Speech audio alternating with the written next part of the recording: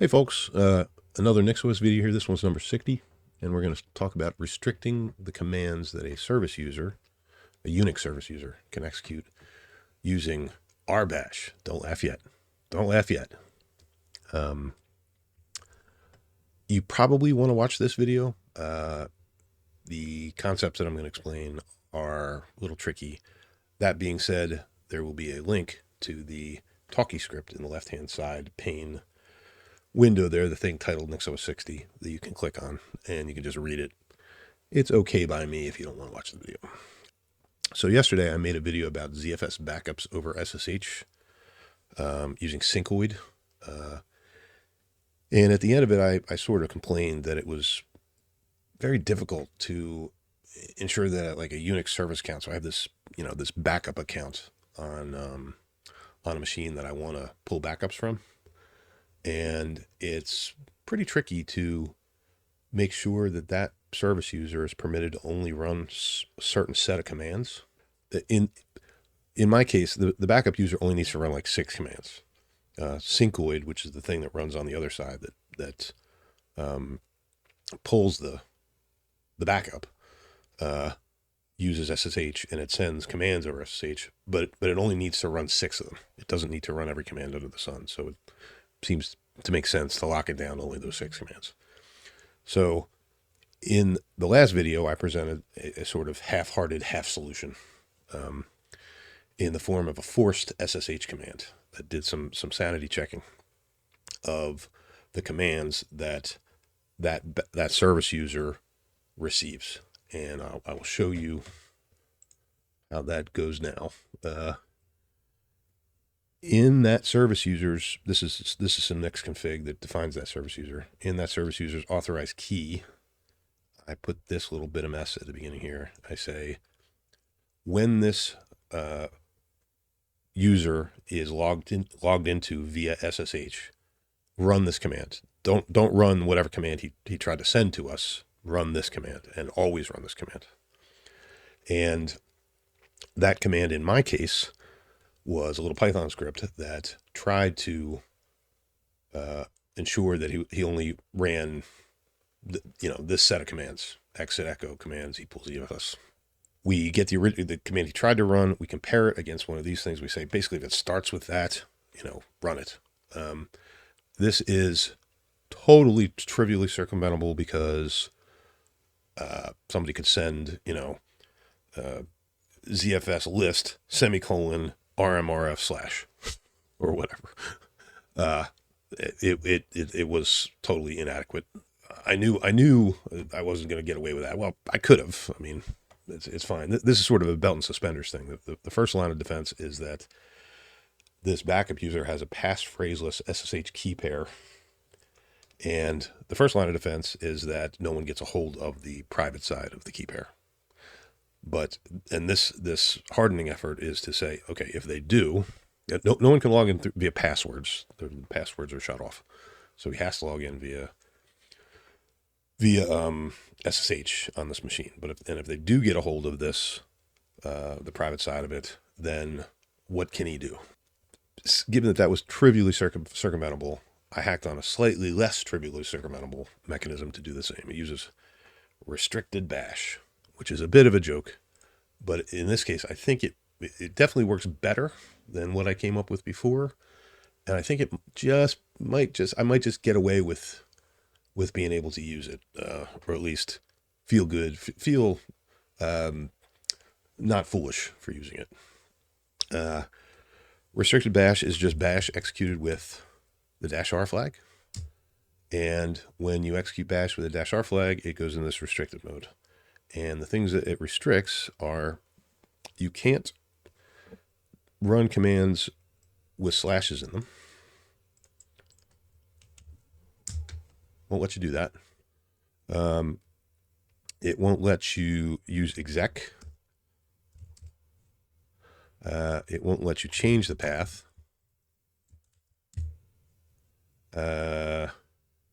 You can't change directories. So there are a number of restrictions that make it totally reasonable. In my case, I don't need to do any of those things, or my user doesn't need to do any of those things to get his job done.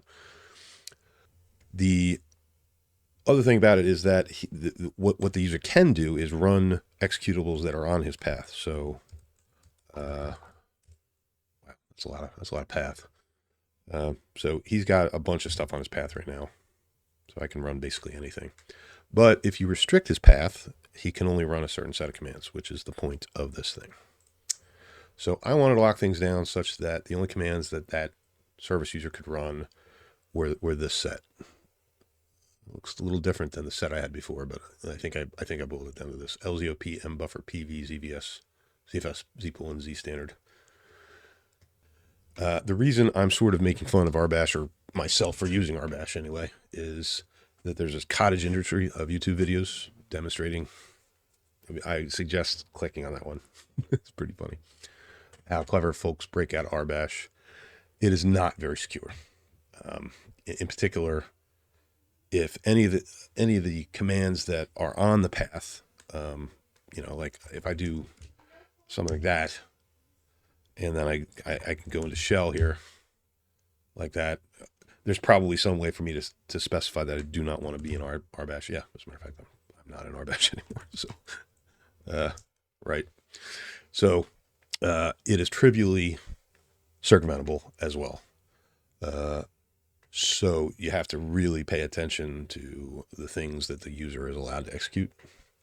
But it's better than nothing, and it's what I got. All right, so here is the Nix file that implements the service user. We use both home manager here, and we use users to define the user. So I will start here. We define the user, and we give them a home directory, and in particular we tell them this system user shell is rbash, and that will ensure that when the user logs in, that he will be in restricted mode. And rbash is not available in NixOS by default. You kind of just have to make a little derivation here to create a link to bash that's rbash. That's what this little bit up there does. At that point, the user has a restricted shell, but his path is whatever the system default path is. So we have to, make that not true. And that's what this home manager stuff does here. We do exactly the same thing to 3 files: the bash profile, bash rc, and the .profile thing, and just put the same content in all of them. And all it says is your path is here bin. That's the only thing you can do. I found that actually I'm not sure what combination of these I actually need, but I found that if I left one out, that sometimes it would fall back to using the global configuration stuff, and I would have a lot more stuff on the path than I wanted. So that's why I'm smashing these things into home file. And then inside of, so I'm just going to, just for demonstration purposes here, I'm going to go to the machine where this is actually configured. Home backup. So we can see the result of this. It jams these symlinks in, which if I cat bash profile, it's what I told it to do there. And then we also go ahead and we make symlinks. We make a bin directory inside of this user's home directory, and we make symlinks to each of the commands we want to run. And that's it. So the user has a path. It is exactly, home backup bin. These are the commands available to him. That's it. He can't do anything else. So I'm gonna demonstrate that in action. In order to do so, though, I think I need to, maybe not. Right? No, I don't think so. I think I can just do this. So let me do sudo. Right. So we know we're in restricted mode. I'm going to try to run this command on that machine that I was just looking at.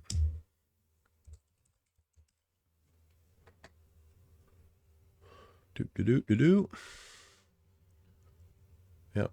Cannot specify in command names. Can I run anything except my LZOP, mbuffer, PV, ZFS, zpool, standard stuff? Let's see. Let's try which.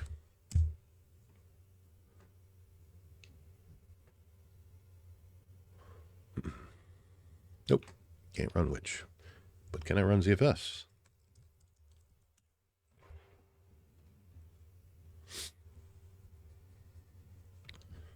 I can indeed. Right. So that is really kind of about it. I wanted to show you, that how trivial some of these attacks are on rbash. It's actually quite scary. Let me do. So let's see, NixOS. Hosts, profiles, backup source. All right. Okay. So in order to lock this down, there's a little hidden thing in here that I had to do. I had to put this in the authorized key for that user, and in particular, this no port forwarding, comma. In particular, the thing that actually matters is this no PTY here. With this, I'm just going to open up a new terminal here. With the no PTY thing, if I just try to SSH to the user, I don't think I can actually get in because it can't create a terminal. Sudo TTY. Yeah, it can't create a terminal. So I can't actually log in and use it interactively, which is perfect. The only way I can use it is by feeding it commands. So that's really good. But let's say I take that stuff out. Right? And actually, the exploit that I'm trying to get around is this. So with that no PTY in there, this doesn't work. However, oh, this is hilarious. Take that out of there. I'm going to rebuild my next variation.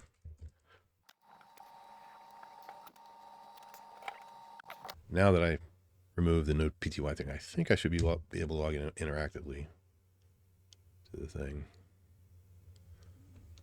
Indeed. Wow, what is my path? That doesn't look right. Okay, that's fine. I guess I just don't understand why it has such a fancy prompt. It's like it executed something before I logged in. I'll have to check that out later. But for the most part, it's working. But the workaround, so you can see that I was in restricted mode when I SSH'd in without command. But if I do this,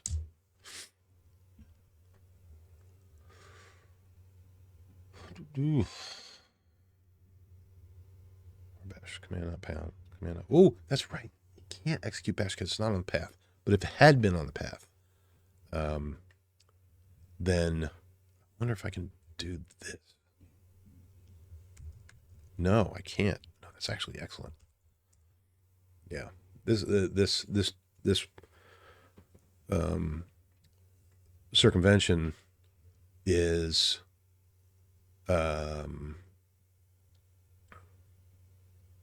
this circumvention is only a circumvention if bash is on the path, which it's not. So, but if bash had been on the path, I would have been able to get in without restricted mode. So anyway, it's more secure than I thought it was. In any case, so with these mitigations in place, is this secure? I don't know. Who knows? Almost certainly not. I mean, maybe there's a ZFS shell command. Who knows? That would give somebody a shell, or whatever. Or maybe the people who maintain bash have just given up on rbash and You know, it's just there's some YouTube video waiting, laying in wait for me that shows me that there's some 0 day from 1988 that is unpatched and never will be patched, and you shouldn't use rbash. I don't know, but as far as I can tell, as the suspenders part of the belt and suspenders, it seems to be working pretty well. So I hope this helps somebody. Thanks a lot for watching.